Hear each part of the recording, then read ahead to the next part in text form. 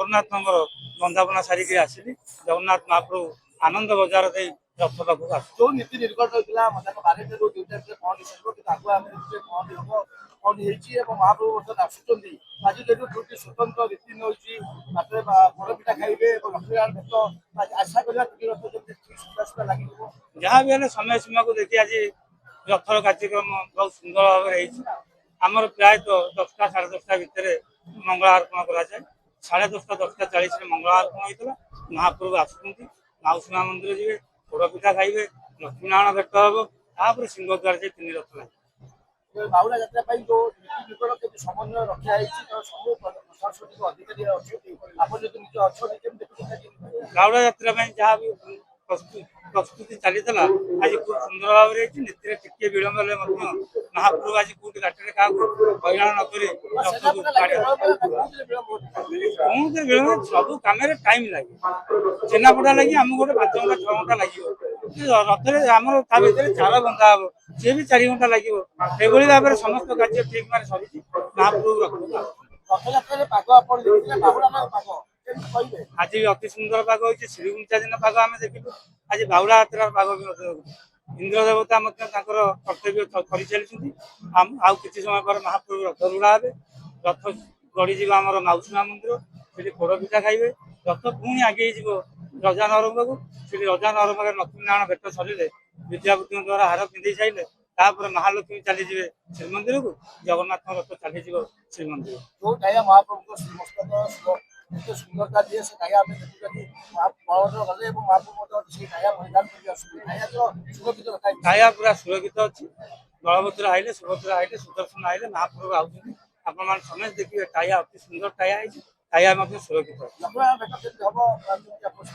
ଯେତେବେଳେ ଗଜପତିଙ୍କ ଦ୍ୱାରା ଜଗନ୍ନାଥ ମହାପ୍ରଭୁ ରଥ ରହିଯିବ, ବିଦ୍ୟାପତି ସ୍ୱାମୀ ଯାଇକରି ଜଗନ୍ନାଥଙ୍କ ରଥରୁ ଗୋଟେ ହାର ଆଣି ସାରିଲା ପରେ, ମହାଲକ୍ଷ୍ମୀ ଦେଇ ସାରିଲା ପରେ, ଦହିପଟିଟି ଭୋଗ କରିସାରିଲା ପରେ ପୁଣି ରଥ ସିଂହଦ୍ୱାର ଅଭିମୁଖେ ଯାତ୍ରା କରେ। 3 ରଥ ରାତି ସୁଦ୍ଧା ମୋର ଅନୁମାନ ଅଛି, ରାତି 8ଟା 9ଟା ସୁଦ୍ଧା ଆମେ 3 ରଥକୁ ଲଗେଇଦେବୁ। 3 ରଥ ଲାଗି ସାରିଲା ପରେ ରଥ ଉପରେ ଯାହା କାର୍ଯ୍ୟକ୍ରମ ନୀତିକାନ୍ତି ଯାହା ଅଛି, ସମସ୍ତ ନୀତିକାନ୍ତି ସରିଲା ପରେ କାଲିର ସୁନାବେଶ ପାଇଁ ଆମେ ସମସ୍ତେ ପ୍ରସ୍ତୁତ। ଘରେ ଯାଇକି ବିଶ୍ରାମ, ଯେହେତୁ ରାତି ଅନିଦ୍ରା କାମ କରୁଥିଲି, ବହୁତ କଷ୍ଟ ଲାଗିଥିଲା। ସେ ବିଶ୍ରାମ ନେଇ ଘରେ ଦେଖୁଛି, ଟିଭିରେ ଦେଖିଲାକୁ ମହାପ୍ରଭୁ ସିଂହଦ୍ୱାର ସେ ଟାହିଆ ତାଙ୍କ ମୁଣ୍ଡ ଉପରେ ନାହିଁ। ବହୁତ ଦୁଃଖ ହେଲା। ମୋ ସ୍ତ୍ରୀ ମତେ ପଚାରୁଛି ଟାହିଆ କଣ ଲାଗିନି, ଦୁଃଖ ଲାଗିଲା। ମୁଁ ଟାହିଆ ଲାଗିଲା କଣ ଅସୁବିଧା ହେଲା, ତାପରେ ବୁଝିବୁ ଯେ ଯେହେତୁ ବର୍ଷା ସକାଶେ ଭାଙ୍ଗି ଯାଇଥିଲା, ସେ ତାପରେ କାଢି ଦେଇଥିଲେ। ମନେ ପଡେ ଯେ ଏତେ ଦିନ ଏତେ କଷ୍ଟ କରି ସୁଦ୍ଧା ଏତେ ପରିଶ୍ରମ କରି ବଦଳିଗଲା।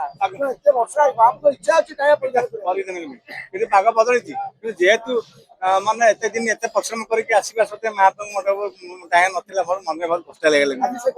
ଆଜି ବହୁତ କଷ୍ଟ ଦୂର, ଯେହେତୁ ଆମର ଯୋଉ ମାଳର ଯୋଉ ଥିଲା ଭାଗ ମାପ ଥିଲା, ଏବେ ଆମେ ବହୁତ ମାଳ ଫୁଲ ମାଳ କମେଇ ଦେଇଛୁ।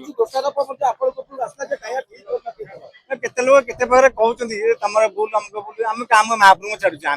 ଆମେ ଚେଷ୍ଟା କରୁଛୁ ଟାୟାର କୌଣସି ବିଘ୍ନ ନ ଘଟୁ। ଆମେ ଚାହୁଁଛୁ କଣ ଟାୟାର ଭାଙ୍ଗିଯିବ ବୋଲି? ଆମେ ଯେମିତି ପ୍ରତିବର୍ଷ ଯେମିତି ତିଆରି କରିବା କଥା ସେମିତି ତିଆରି କରୁଛୁ, ସବୁ କରୁଛୁ। କିନ୍ତୁ ବର୍ଷା ହେତୁ ବହୁତ ସମୟ ରହିଲା, ସେଟା ଭାଙ୍ଗିଗଲା। ବହୁତ ମନରେ କଷ୍ଟ ଲାଗିଲା। ବହୁତ ଖୁସି ଲାଗୁଛି, ବହୁତ ଖୁସି। ଘଣ୍ଟ ମାଦଳ ଯେ ଘଣ୍ଟ ତାଳ ଯେମିତି ସମସ୍ତେ ସମଗ୍ର ଦେବତା ମଧ୍ୟ ସ୍ୱର୍ଗରେ ନାଚି ଉଠୁଛନ୍ତି, ଏଠି ସମସ୍ତେ ସେବକ ହଉ ଅଣସେବକ ହଉ ଯେଉଁ ଭକ୍ତ ସମସ୍ତେ ନାଚୁଛନ୍ତି, ମହାପ୍ରଭୁ ନିଜେ ବି ଟାୟା ପିନ୍ଧି ନାଚି ନାଚି ଆସୁଛନ୍ତି। ବହୁତ ଖୁସି ଲାଗୁଛି। ବହୁତ ମାନେ ଆଜି ଯୋଉ ବିଘ୍ନ ଯୋଉ ରଥଯାତ୍ରା ହେଇତେ ବିଘ୍ନ ଘଟିଥିଲା, ସେଇ ଭକ୍ତ ମାନେ ଅପେକ୍ଷା କରି ପଡୁଛନ୍ତି ମହାପ୍ରଭୁ ଟାୟା ପିନ୍ଧିକି ଆସୁଛନ୍ତି କି ନାହିଁ, ସେ ଭକ୍ତ ମାନେ ଅପେକ୍ଷା କରି ପଡୁଛନ୍ତି। ଯେମିତି ଗୁମୁଟ ବାହାରୁ ପଳେଇ ସମସ୍ତେ ମାନେ ଖୁସି, ବହୁତ ଆନନ୍ଦ ହେଇଯିବେ। ମାନେ ଏଇଟା ମୋର ପ୍ରଥମ କରି ଲାଇଫ ଟାଇମରେ ପ୍ରଥମ ଅନୁଭୂତି। ବହୁତ ସୁନ୍ଦର ଦର୍ଶନ, ଆଉ ଜୟ ଜଗନ୍ନାଥଙ୍କର କୃପା ଯୋଉଠି ରହିବ ସେମାନେ ନିଶ୍ଚୟ ଭଲରେ ରହିବେ। ଆଉ ମାନେ ବହୁତ ବହୁତ ମାନେ ଖୁସି। ଆଉ ମହାପ୍ରଭୁ ପଳେଇବେ, ବହୁତ ଦିନ ଯାତ୍ରା କଲେ, ବହୁତ ଦିନ ପରେ ଶ୍ରୀମନ୍ଦିର ଦର୍ଶନ କରିଛନ୍ତି।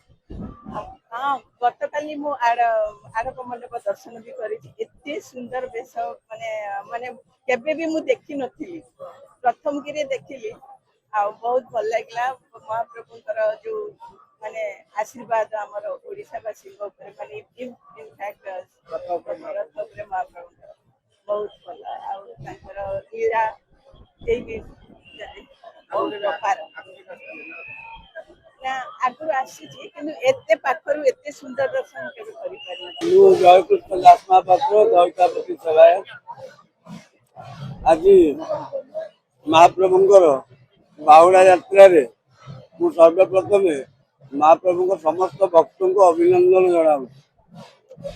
ଆଜି ବିଜୟା ଦଶମୀ ବା ବାହୁଡ଼ା ଯାତ୍ରା, ମହାପ୍ରଭୁ ଶ୍ରୀମନ୍ଦିରକୁ ବାହୁଡୁଛନ୍ତି। ଏତେ ସୁନ୍ଦର ଭାବରେ ମହାପ୍ରଭୁଙ୍କ ଆଶୀର୍ବାଦ ରହିଛି ଯେ ଆଜି ସବୁ ରୀତିନୀତି ସମୟର ବହୁତ ପୂର୍ବରୁ ଶେଷ ହୋଇଛି। ପହଣ୍ଡି ବି ବହୁତ ସୁରୁଖୁରୁରେ ଚାଲିଛି, ଯାହାକି ମହାପ୍ରଭୁଙ୍କ ଆଶୀର୍ବାଦ ବୋଲି ଆମେ ଭାବିବା ଅନୁଭବ କରୁଛେ। ତେଣୁ ମହାପ୍ରଭୁ ଜଗନ୍ନାଥ ବସିଲା ପରେ ରଥ ଉପରେ ତାପରେ ତିନି ମହାପ୍ରଭୁଙ୍କୁ ସୁନାବେଶ କରାଯିବ। ସୁନାବେଶରେ ସେ ହେବା ପରେ ଗଜପତି ମହାରାଜ ଆସି ଛେରା ପହଁରା କରିବେ। ଛେରା ପହଁରା ସରିଲା ପରେ ରଥରୁ ଘୋଡ଼ା ଚାରମାଳ ଖୋଲାଯାଇ ଘୋଡ଼ା ବନ୍ଧାଯିବ ଏବଂ ରଥ ଟଣା ଆରମ୍ଭ ହବ। ମୁଁ ଭାବୁଛି ଏହା 3ଟା ରୁ 3:30 ଭିତରେ ରଥ ଟଣା ଆରମ୍ଭ ହୋଇଯିବ। ହଁ, ନିଶ୍ଚିନ୍ତ ଲାଗିବ, କାହିଁକି ନା ଯାହା ବି ହେଲେ ଆସନ୍ତାକାଲି ସୁନାବେଶ, ଯୋଉଥିପାଇଁ ଲକ୍ଷାଧିକ ଯାତ୍ରୀ ପୁରୀକି ଆଗମନ କରିବେ ଏବଂ ମହାପ୍ରଭୁଙ୍କର ବିଶିଷ୍ଟ ରୀତିନୀତି ରହିଛି କାଲି। ତେଣୁ ଆଜି ନିଶ୍ଚିତ ଭାବରେ ନନ୍ଦିଘୋଷ ରଥ ତ ଯାଇକି ଆଗ ରଜା ନଅର ପାଖରେ ଲାଗିଲେ ଲକ୍ଷ୍ମୀନାରାୟଣ ଭେଟ ହବ। ଲକ୍ଷ୍ମୀନାରାୟଣ ଭେଟ ହେଲା ପରେ ନନ୍ଦିଘୋଷ ରଥ ଯାଇ ସିଂହଦ୍ୱାରକୁ ଯିବ। ସିଂହଦ୍ୱାର ପହଞ୍ଚିଲେ ତିନି ରଥ ମହାପ୍ରଭୁଙ୍କର ଯୋଉ ଖେଚେଡ଼ି ଭୋଗ ଖାଇକି ଯାଇଛନ୍ତି, ତାପରେ ମଧ୍ୟାହ୍ନ ଧୂପ ସନ୍ଧ୍ୟା ଧୂପ ଅନୁଷ୍ଠିତ ହବ। ବଡ଼ ସିଂହାର ହେଇ ଟିକେ ପୌଢ଼ ହେବେ। ଆସନ୍ତାକାଲି ଯେହେତୁ ସୁନାବେଶ, ତେଣୁ ଯେମିତି ମଙ୍ଗଳ ଆଳତି, ଅବକାଶ, ସକାଳ ଧୂପ, ଦ୍ୱିପହର ଧୂପ ପରେ ମହାପ୍ରଭୁ ସୁନାବେଶ ହେବେ। ସେ ସୁନାବେଶ ଥିବା ଅବସ୍ଥାରେ ମହାପ୍ରଭୁଙ୍କ ସନ୍ଧ୍ୟା ଧୂପ ହବ ଏବଂ ତାପରେ ରାତ୍ରି ପ୍ରାୟ 11ଟା ରୁ 12ଟା ଭିତରେ ମହାପ୍ରଭୁଙ୍କର ବେଶ ଓଲାଗି କାର୍ଯ୍ୟକ୍ରମ କରାଯିବ। ନା, ପାଗ ଅନୁକୂଳ ନୁହେଁ। ଏଇ ଯୋଉ ଟାହିଆ, ଏ ଟାହିଆ କାହା ହାତରେ ନଥାଏ। କାହିଁକି ନା ବର୍ତ୍ତମାନ ଦେଖନ୍ତୁ ପାଗ ଅନୁକୂଳ, ବର୍ଷା ନାହିଁ, ସମସ୍ତେ ଭାବୁଛନ୍ତି ସୋଲର ଟାହିଆ ମାନେ ପାଣିରେ ଭାସିବ, କିନ୍ତୁ ଇଏ ହେଲା ପୁରା ପତଳା ସୋଲରେ ଟାହିଆ, ଯୋଉଟା କି ପାଣି ବାଜିଲା ମାନେ ଅଠାରୁ ଖସିଯିବ ଆଗ। 1ରେ 2ରେ ତାପରେ ଯୋଉ ସରୁ ବାଉଁଶରେ ତିଆରି, ସେ ପହଣ୍ଡିରେ ବହୁତ ବ୍ୟାଘାତ ସୃଷ୍ଟି କରିବ। ତ ଏଇନା ଦେଖନ୍ତୁ, ଏଇନା ଦୁଇଙ୍କ ମୁଣ୍ଡରେ ଟାହିଆ ଅଛି, ତେଣୁ ମହାପ୍ରଭୁ ଆନନ୍ଦରେ ଆସୁଛନ୍ତି। ତାପରେ ମୋର ଯେତିକି ଅନୁଭୂତିରୁ ସେଦିନ ଗୁରୁବାର ମହାପ୍ରାନ୍ତ ଥିବାରୁ ମହାପ୍ରଭୁ ଆସିବା ପାଇଁ ବହୁ ଅଝଟ ହେଇଥିଲେ। ଯେମିତି ଗୋଟେ ଛୋଟ ପିଲା ଅଝଟିଆ ଭାବରେ ସବୁ ଜିନିଷ ଫିଙ୍ଗା ଫୋପଡ଼ା କରେ, ସେଇଭଳି ଭାବରେ ଅନୁଭବ କରୁଥିଲୁ ଆମେମାନେ। କିନ୍ତୁ ଲୋକ ତ ଏଗୁଡ଼ା ବୁଝିପାରିବେନି, ଟାହିଆ ପଳେଇଲା, ଅମୁକ ଗଲା। କାହିଁକିନା ଟାହିଆ ଯଦି ନ ଖୋଲା ଯାଇଥାନ୍ତା, ଗୁମୁଟ ଭିତରୁ ମହାପ୍ରଭୁଙ୍କୁ କାଢିବା ସମ୍ଭବପର ନଥିଲା। କାହିଁକିନା ସମସ୍ତଙ୍କ ଦେହରେ କେଞ୍ଚି ସେ ପହଣ୍ଡି କରିବା ପାଇଁକା ମାନେ ପୁରା ଅସୁବିଧା ହଉଥିଲା। ତେଣୁ ଯାହା ବି ହଉ, ବିଭିନ୍ନ ଲୋକ ଯିଏ ଯୋଉ ଭାବରେ ମହାପ୍ରଭୁଙ୍କୁ ନବ, ସିଏ ସେଇ ଭାବରେ ଫଳ ପାଇବ।